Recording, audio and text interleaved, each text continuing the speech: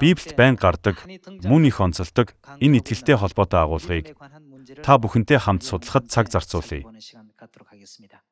Бүгдээрээ Еврей 11-р бүлгийг нээгээд нүдэнд үл үзэгдэх итгэлийн талаарх сургаалыг судалцгаая. Еврей 11-р бүлгийн 1-р ишлэлийг хамтдаа харцгаая. Итгэл бол найддаг зүйлсийн маань бодит байдал, харагдахгүй зүйлсийн баталгаа мөн. Учир нь Ахмадууд түүгээр гэрчлэлийг хүлээн авсан аж. 6 дугаар ишлэл рүү очие. Итгэлгүйгээр таалагдана гэдэг боломжгүй юм. Учир нь Бурханд ойртон буйна, тэр байдаг гэдэгт болон өөрийг нь хайгчдад тэр шагнагч нь болдог гэдэгт итгэх ёстой. Итгэлгүйгээр Бурханд таалагдах боломжгүй гэдэг үгийг Бурхан итгэлтэй хүмүүст баярладаг гэсэн утгатай гэж ойлгож болно. Үе үеийн итгэлийн өвөг дээдсүүд ямар итгэлээр Бурханыг баярлуулж байсан юм бол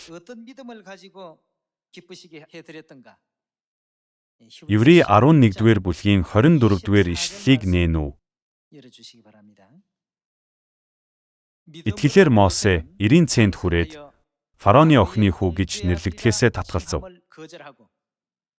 Нүглийн цаг зуурын зугаанаас Бурханы хүмүүсийн хамт ад үзэгдсэн дээр гэдгийг тэр сонгосон юм. Христийн төлөө буруутгагдах нь Египтийн эрдэнсээс агуу их баялаг мөн гэж тэр үзжээ. Учир нь тэр шагналыг харж байлаа.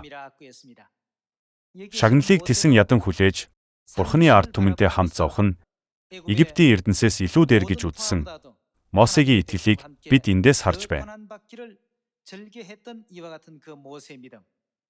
30 дугаар ишлэлээс ч бас харцгаая.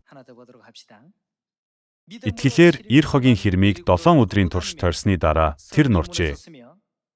Итгэлээр янхан им Рахаб туршуулуудыг амар тайван хүлээн авсан тул дул ургуйчүүдтэй хамт ам үрэгдээгүй юм. Би өөр юу ярих вэ? Би Гидеон, Барак, Самсон, Ифта, Давид, Самуил болон иш үзүүлэгчдийн тухай ярил надад цаг хүрэлцэхгүй.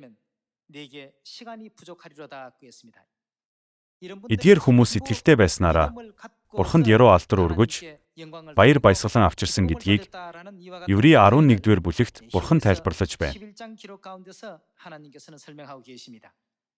Тэгвэл эдгээр итгэлийг нэгтгэх нь эцсийн дүгнэлт гаргая л да. Бид итгэлтэй байж Бурханд сонгогдно. Хэдийгээр энэ сайхан итгэл нь бидний нүдэнд харагдахгүйч Бурханы нүдэнд бол харагддаг. Бурхан энэ сайхан итгэлийг харсан учраас биднийг сонгож Давид шиг дуудан толгойг маань тосоор тосолсон.